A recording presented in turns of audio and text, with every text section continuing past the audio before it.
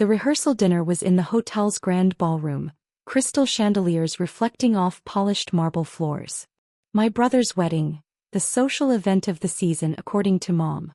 My daughter, the eternal assistant, said loudly to a table of guests, gesturing toward me with her champagne glass. She answers phones for a living. But at least she has a job, I suppose. Polite laughter rippled through the crowd. I smiled and took a sip of water. Behind Mom, mounted on the wall, the hotel's large television screen switched from the wedding slideshow to the evening news. The anchor's voice cut through the conversation. In Business News Incorporated magazine has announced its CEO of the year. The screen filled with a familiar photograph. Me standing in a glass-walled office overlooking Manhattan. Emily Vasquez, how this 29-year-old transformed Wall Street. My sister-in-law's bouquet slipped from her hands and hit the floor. The room went silent. I was 9 years old when I first understood that my brother Marcus was the golden child. He'd brought home a report card with 3 B's and 2 C's. Dad had taken him out for ice cream to celebrate his effort. I'd gotten straight A's and first place in the district science fair. Mom had glanced at my trophy and said, "That's nice, dear. Now go set the table." Marcus was 4 years older, charismatic, athletic, everything parents dreamed of in a son. I was the quiet daughter who spent weekends reading financial newspapers I'd found at the library. "Why do you read that boring stuff?" Marcus had asked me once when I was 12, looking at the Wall Street Journal spread across my bed. "I like understanding how money works," I'd said. He'd laughed. "That's weird, Emmy." Maybe it was weird. But I was fascinated by markets, by trading patterns, by the way information moved and created value. At 13, I'd started a mock investment portfolio on paper, tracking stocks I'd chosen based on research I'd done at the public library. In 6 months, my fake portfolio had outperformed the S&P 500 by 23%. I'd shown my parents, so proud of my analysis and predictions. Dad had barely looked at it. "That's nice." Marcus made varsity baseball as a freshman. That had been the headline in our house for 3 months. Marcus, the freshman baseball star. When I was 16, I'd gotten a summer job at a local investment firm, just filing and answering phones, but I'd absorbed everything. I'd listened to the analysts, studied their research methods, taught myself technical analysis during lunch breaks. The senior analyst, Mr. Richardson, had noticed. "You're good at this," he'd said, reviewing some notes I'd made on a potential trade. "You should consider finance as a career." I'd smiled. "My parents want me to be a teacher. Something stable." "That's a waste of your talent." I'd gone to state college, the affordable option, while Marcus went to his first-choice private university at $58,000 per year, fully funded by our parents. I'd majored in finance, worked 3 jobs, graduated summa cum laude with 0 debt. At graduation, Mom had said, "Now you can get a nice administrative job somewhere. Something with benefits." I'd gotten a job as a junior analyst at a mid-sized investment firm. The pay was $52,000, not bad for entry-level, but I'd known I could do more. At night, I'd developed a proprietary trading algorithm. Nothing fancy at first, just pattern recognition software that identified market inefficiencies. I'd tested it with my own money, $8,000 I'd saved, and in 6 months, I'd turned it into $47,000. I'd refined the algorithm, added machine learning capabilities, improved the predictive models. By age 24, I'd built it into something remarkable. A trading system that could process millions of data points in seconds and identify profitable opportunities with 81% accuracy. I'd quit my job and started my own firm. I called it Apex Analytics. Year 1 revenue, $2.3 million, mostly from using my own system to trade. Year 2, $18 million after I'd started licensing my technology to other firms. Year 3, $95 million after 3 major hedge funds had signed contracts for my platform. By age 27, Apex Analytics was managing $3.2 billion in assets and generating $340 million in annual revenue. My personal net worth was $580 million. $580 million. I'd made the Forbes 30 Under 30 list. Wall Street Journal had profiled my technology. Financial Times had called my algorithm the most sophisticated retail trading system on the market. My parents thought I was a secretary. Because when they'd asked what I did, I'd said, I work in finance. Administrative work, mostly. It wasn't exactly a lie.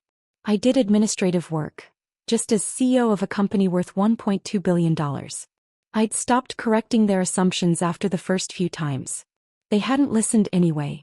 Mom would interrupt my explanations to talk about Marcus's promotion to regional sales manager or his engagement to Victoria, whose father owned 3 car dealerships.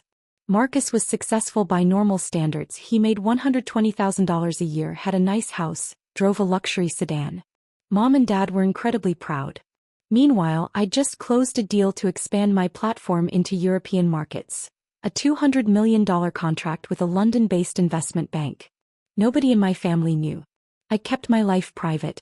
I drove a simple Audi, lived in a nice but not ostentatious condo, dressed in professional but understated clothes. I didn't post on social media about money or success. I preferred my privacy. The Incorporated magazine profile had been my publicist's idea.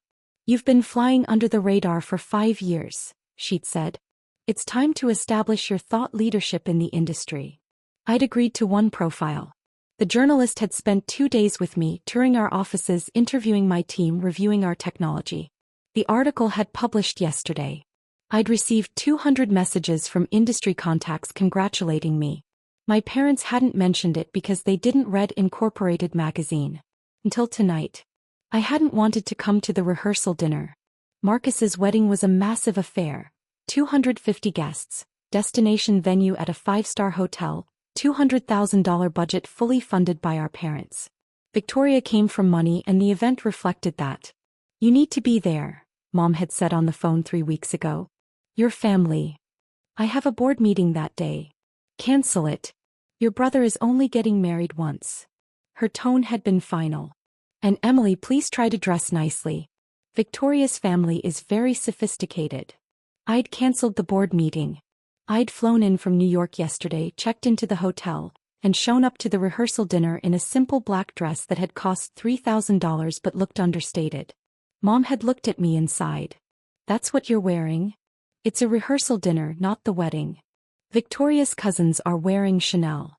I'd smiled and said nothing. The dinner had been fine at first.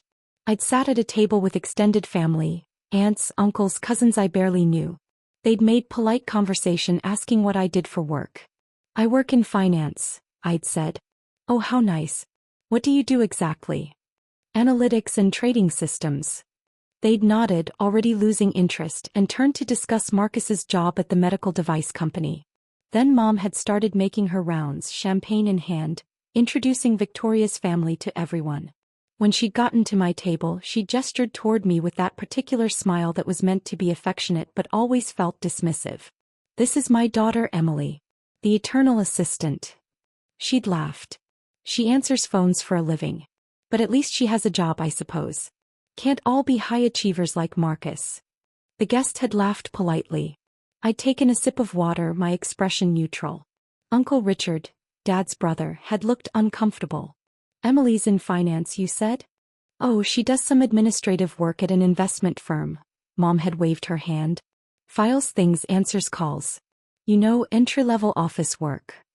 Actually, I'd started. Mom had already moved on to the next table. That's when the TV on the wall had switched from the wedding slideshow. The evening news anchor's voice had filled a lull in the conversation. In business news tonight, Incorporated magazine has announced its CEO of the Year award. The winner, 29-year-old Emily Vasquez, founder and CEO of Apex Analytics. The screen had filled with my photograph, professional headshot against a backdrop of our office's glass walls and the Manhattan skyline visible behind me.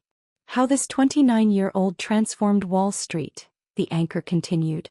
Vasquez's proprietary trading algorithm has disrupted traditional investment strategies and generated over $340 million in annual revenue.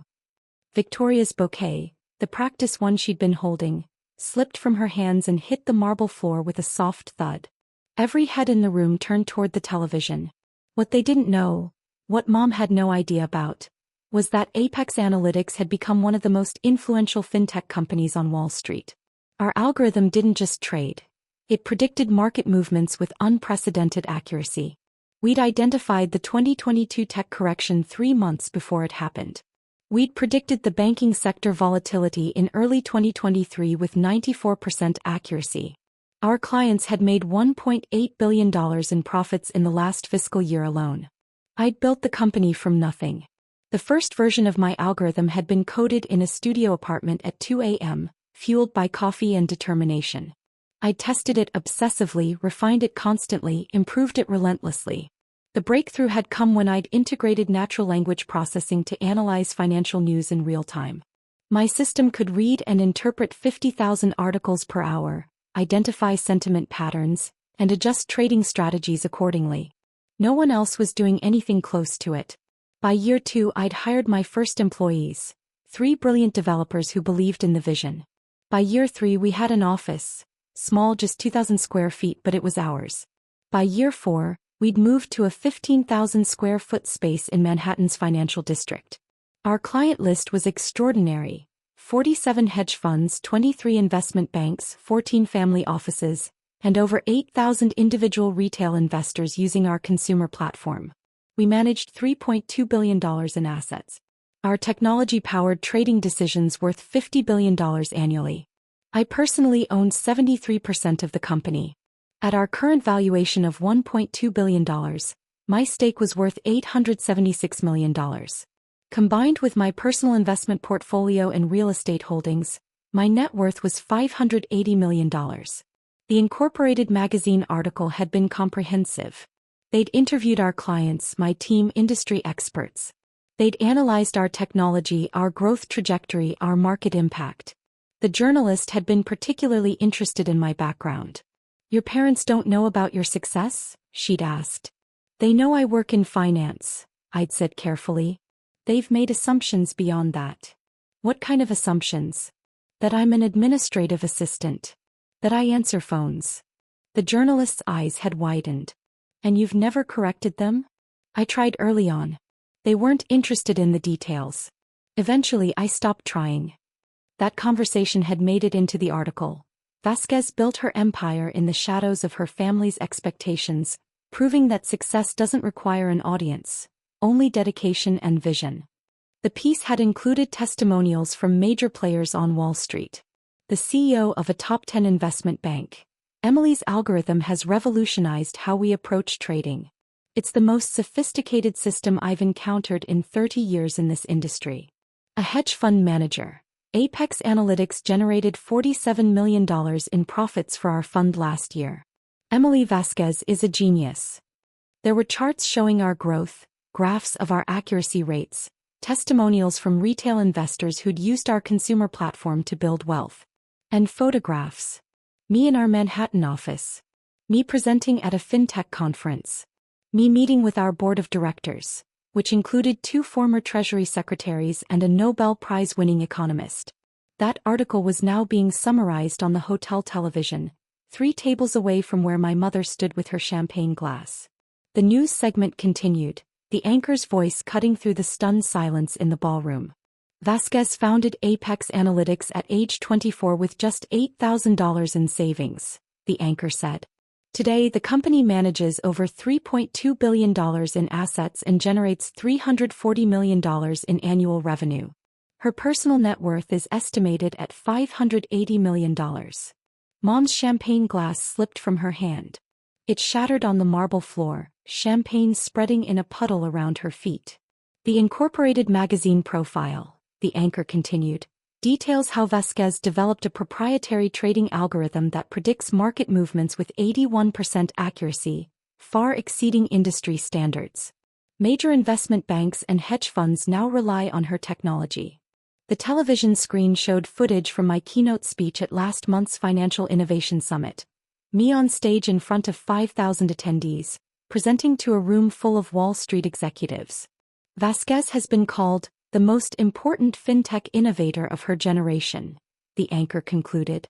The full profile is in this month's Incorporated magazine, now available on newsstands. The segment ended. A commercial started playing. Nobody moved. Then Marcus broke the silence. "Emmy." His voice was faint. "That was you. On TV. They said, $580 million. I set down my water glass. The reporting is accurate. Mom was staring at me, her face completely drained of color. You're a CEO? Yes. Of a billion-dollar company?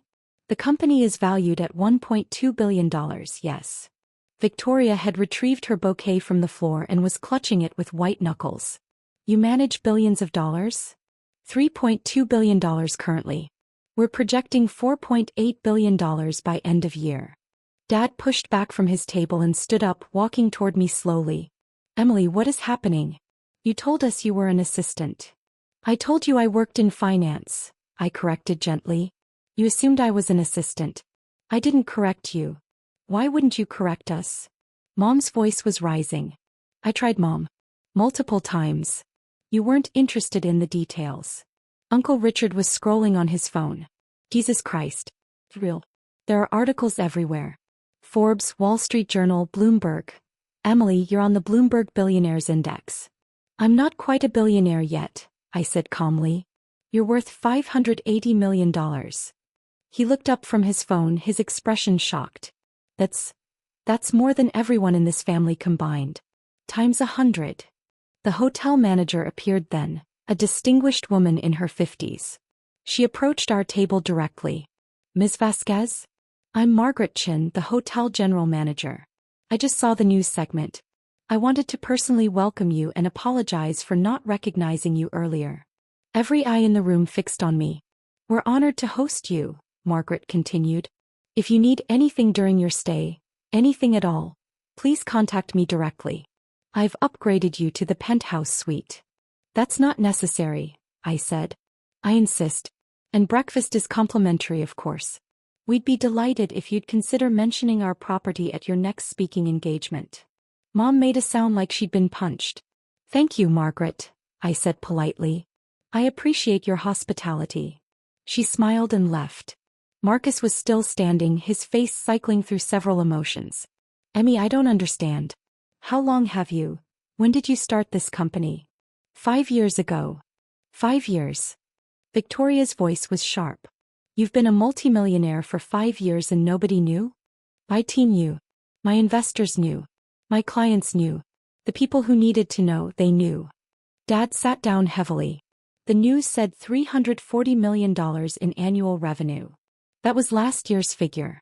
We're tracking toward $420 million this year. One of Victoria's aunts, who'd been at my table earlier, spoke up, her voice uncertain. But you said you did administrative work. I do administrative work. I'm the zoo. I handle a lot of administrative decisions. Mom had tears in her eyes now. Why didn't you tell us? Why would you let us think? Think what? I asked quietly. That I was just a secretary? That I was the family disappointment? That Marcus was the only successful one? That's not fair, Marcus said. Isn't it? I looked at him. At Thanksgiving last year, Dad gave a 20-minute speech about your promotion to regional manager. Your salary went from $95,000 to $120,000, and you'd think you'd been named CEO of a Fortune 500 company. I just closed a $200 million contract with a London investment bank. Nobody asked me about my work. The room was silent. Mom's phone started buzzing on the table. Then Dad's. Then Marcus's. Victoria picked up her phone, glancing at it. Her face went even paler. My mother is texting. She's asking if the Emily Vasquez on the news is Marcus's sister. Marcus was reading his phone too. My boss just texted. He's asking if I can introduce him to you. His exact words. Your sister could revolutionize our investment strategy. Dad's phone rang. He answered automatically. Hello. A voice boomed through the speaker, loud enough that I could hear it. Jim, did you see the news? Your daughter, the Emily Vasquez. I've been using her algorithm for 2 years. Made $8 million in profits. You never said she was the CEO of Apex Analytics. Dad's hand trembled. I didn't know. You didn't, what? How could you not know? It was in the journal last year. Jim, you need to introduce me. My fund wants to expand our contract with her company. Dad ended the call without responding. Uncle Richard was still reading on his phone. There's an interview in the Inc. article. They asked you about your family. He looked up at me. You said, success doesn't require an audience. It requires dedication, vision, and the confidence to build something meaningful regardless of whether anyone's watching. Mom made a choking sound. There's more, Richard continued, reading aloud. Vasquez's parents believed she worked as an administrative assistant. When asked why she never corrected this assumption, Vasquez replied, I tried early on. They weren't interested in the details. Eventually I stopped trying. I built my company for myself, not for their approval. The silence that followed was absolute. Then Victoria's father, who owned those 3 car dealerships, spoke up from his table. Wait, you're that Emily Vasquez? From Apex Analytics. I nodded. My investment advisor uses your platform. He says it's the best system on the market. He turned to Marcus. Your sister is famous in investment circles. Marcus looked like he might be sick. The immediate consequences began within the hour. Mom couldn't stop crying. Everyone heard me, she kept saying. I called you an eternal assistant. I said at least she has a job. Everyone in this room heard me. Yes, I agreed simply. Emily, I didn't know. You could have asked. Dad was fielding calls constantly. Business associates, golf partners, everyone congratulating him on having such a successful daughter, and asking why he'd never mentioned it. I didn't know, he kept saying, his voice hollow. The response was always some version of, how could you not know? Marcus pulled me aside. Emmy, we need to talk. Okay. Why didn't you tell us? His voice was strained. We're your family. Marcus, 3 months ago at Sunday dinner, you talked for an hour about closing a $400,000 sales deal. Dad was so proud. I'd closed a $200 million deal that same week. Nobody asked me how work was going. But if we'd known, you would have treated me differently, listened more carefully, actually been interested in my life. I kept my voice calm. Marcus, I love you. But you've never once asked me a real question about my work. Not once in 5 years. He opened his mouth, then closed it. He had no argument. The escalating consequences came over the next 24 hours. Victoria's family, who'd been so excited about Marcus's $120,000 salary and his position at the medical device company, suddenly became very interested in me. Victoria's father cornered me at breakfast. Emily, I'd love to discuss investment opportunities. Perhaps you could look at my portfolio. I don't provide individual investment advice, I said politely. Of course. But maybe just a casual conversation. I'm here for my brother's wedding, not for business. He looked disappointed but nodded. 3 of Victoria's bridesmaids, who'd barely spoken to me yesterday, suddenly wanted to be my best friends. We should totally have lunch when you're in town, one said. I'd love to hear about your work. That's kind, but I'm only here for the weekend. Mom's friends from her book club started calling. We had no idea Marcus's sister was the Emily Vasquez. Can she speak at our next meeting? Mom had to explain that we weren't currently speaking. The final consequences came when the reality of the social dynamics shifted completely. At the wedding ceremony itself, which I attended because I'd promised Marcus I would, people treated me completely differently. Guests who'd ignored me at the rehearsal dinner now wanted to talk. Victoria's CO uncle wanted to discuss partnership opportunities. Marcus's boss wanted an introduction. During the reception, Mom tried to give her mother of the groom's speech. She'd prepared something about both her children, but when she got to the part about me, her voice faltered. And Emily, my daughter, who I'm so proud of. She stopped, tears in her eyes. Everyone knew what she'd said yesterday. Everyone had heard her call me the eternal assistant, who at least has a job. The room was uncomfortable silent. Mom couldn't finish. She sat down crying. Dad tried to salvage it. We're very proud of both our children, he said stiffly. But it rang hollow and everyone knew it. After dinner, Marcus found me on the terrace. This is my wedding, he said quietly. And all anyone wants to talk about is you. I'm sorry. Are you? He didn't sound angry, just defeated. This was supposed to be my day. My big moment. And now I'm Emily Vasquez's brother. Marcus. No, it's fine. It's just weird. I've been the successful one my whole life. And now I find out you've been more successful than I'll ever be and nobody knew. Success isn't a competition. Maybe not to you. But Mom and Dad made it one. And I won. Except I didn't because you were playing a different game entirely. You walked back inside. I stayed on the terrace for a while looking at the city lights. I flew back to New York the next morning, skipping the farewell brunch. For 3 weeks my parents called daily. I didn't answer. Marcus texted, "We need to talk. Please." I replied, "Not yet. I need time." Finally, 4 weeks after the wedding, I agreed to meet Mom for coffee. Just Mom, no one else. She looked smaller than I remembered. Older. Tired. "Thank you for seeing me," she said immediately. I nodded. "I've been in therapy," she said. "Since the wedding. Trying to understand how I could be so blind." "Okay." The therapist asked me to describe your accomplishments. I couldn't. Not because you haven't accomplished anything, but because I never paid attention. Her voice cracked. "I called you an eternal assistant, Emily. In front of 100 people. I said at least she has a job. You did. You've built something extraordinary. You're worth more than I can even comprehend. And I treated you like you were barely getting by." I sipped my coffee. "Why do you think that was?" "Because." She struggled with the words. "Because you didn't fit my picture of success. Marcus had a title, a company car, a visible career path. I could understand that. Your work was abstract to me. Algorithms and trading and technology. I didn't understand it, so I dismissed it.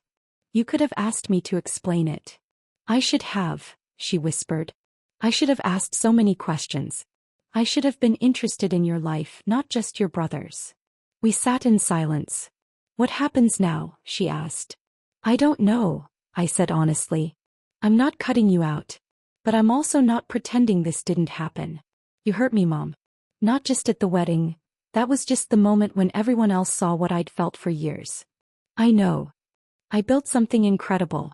Something that's changing an entire industry. And my own mother thought I answered phones for a living." He was crying now. "I'm so sorry. I know you are. But sorry doesn't erase 30 years of dismissal." "What do you need from me?" she asked. "I need you to actually see me. Not as Marcus's little sister. Not as the quiet one who didn't quite measure up. But as the person I actually am. I want to do that. Then show me. Don't tell me. Show me over time." 6 weeks later I had lunch with Marcus. "Victoria and I have been talking," he said. "About the wedding. About everything." "Okay." I was angry at first. Felt like you stole my moment. But Victoria pointed out that you didn't do anything. You just existed, and that was enough to overshadow everything. He smiled sadly. "That's not your fault." "No, it's not. I'm proud of you," he said. "I should have said that 5 years ago when you started your company. Hell, I should have said it when you graduated summa cum laude, or when you got that first analyst job, or at 100 other moments. I'm saying it now. I'm proud of you, Emmy." "Thank you." "Are we okay?" he asked. "We're getting there." 3 months after the wedding I received an email from Mom. No text, just a photograph. It was a newspaper clipping, my Incorporated magazine profile, framed and hanging on their living room wall, next to Marcus's college diploma. Her message: "Learning to see you. One step at a time." I didn't respond immediately. I sat with it for a day thinking about what I wanted. Finally I replied, "That's a good first step. Thank you.